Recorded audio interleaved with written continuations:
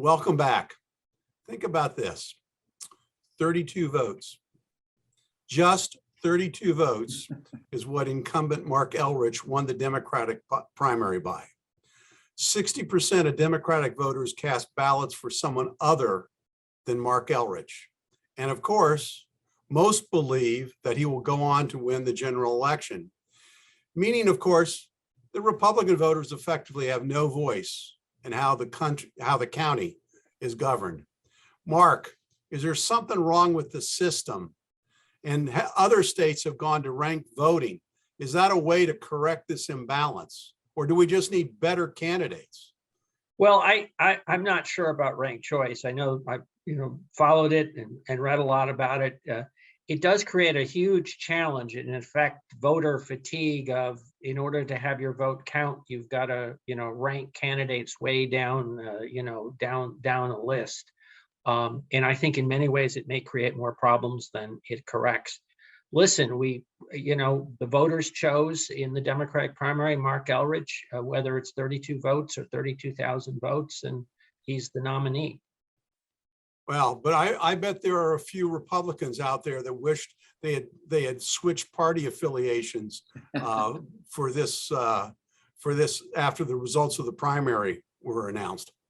Well, I'm not sure. I mean, perhaps 4 years ago, David Blair represented more of a contrast to Mark Elrich. I think a lot of Republicans, frankly, saw that he moved towards the, how shall I say, the left of the party this time, except on development issues. And so I'm not quite sure there was quite as much enthusiasm outside the Democratic Party for David Blair. So, Mike, in sports, they call it a trap game, where an overwhelming favorite team doesn't take the contest seriously and loses to an inferior opponent. We saw this back in 2000 when Pat Baptiste was running in District 1 against Howie Dennis, didn't take the general election seriously and lost to Howie. And in this case, 60% of Democratic voters cast ballots for someone other than Mark Elrich. And so is it possible that they're going to sit out the general election or cast their votes for the Republican candidate, Reardon Sullivan? No. We don't like one-word answers, Mike. I know, but it is quite that simple in Montgomery County. When you look at the voter registration and you look at how Democrats that typically haven't voted in the primary that then show up and vote in the general will vote very, very strongly Democratic, as will the Republican Party, because at that point there are also folks who are paying attention somewhat to local issues, but also are paying attention to those national issues.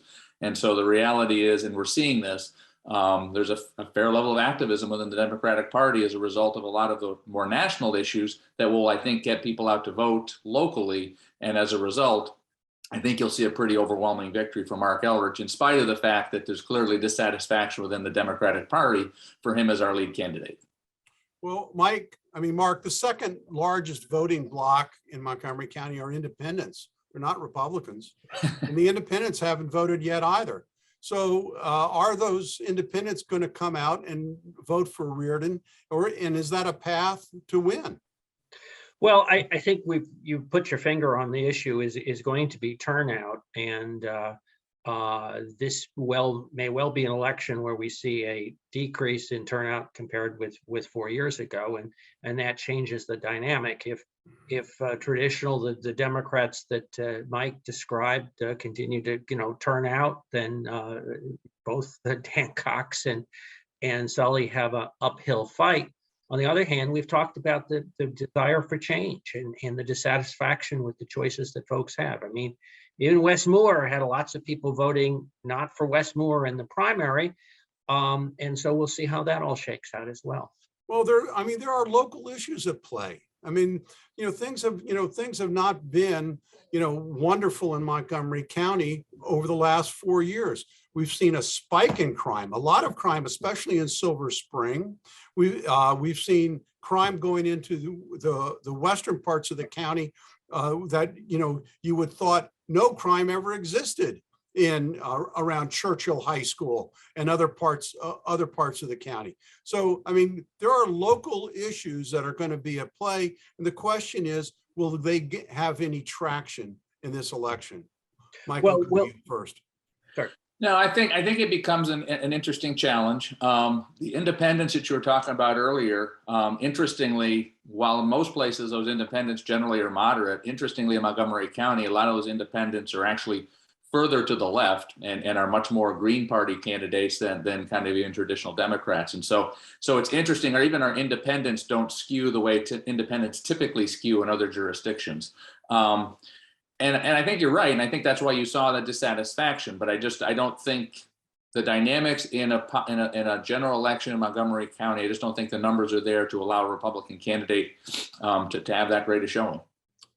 Mark, I'm going to give you the last word on this. Well, I think people are looking for change, and I think it's going to be incumbent on the candidates to be able to present a case for how their change makes more sense than sort of the status quo approach. Well, I think the problem for Reardon is is fundraising. That he has a message to get out. He's a very impressive guy. He's a local guy. Went to Wooten High School. So I mean, he's got local roots. I think the problem is getting his message out, and we'll see what happens. We still a lot of time left between now and November.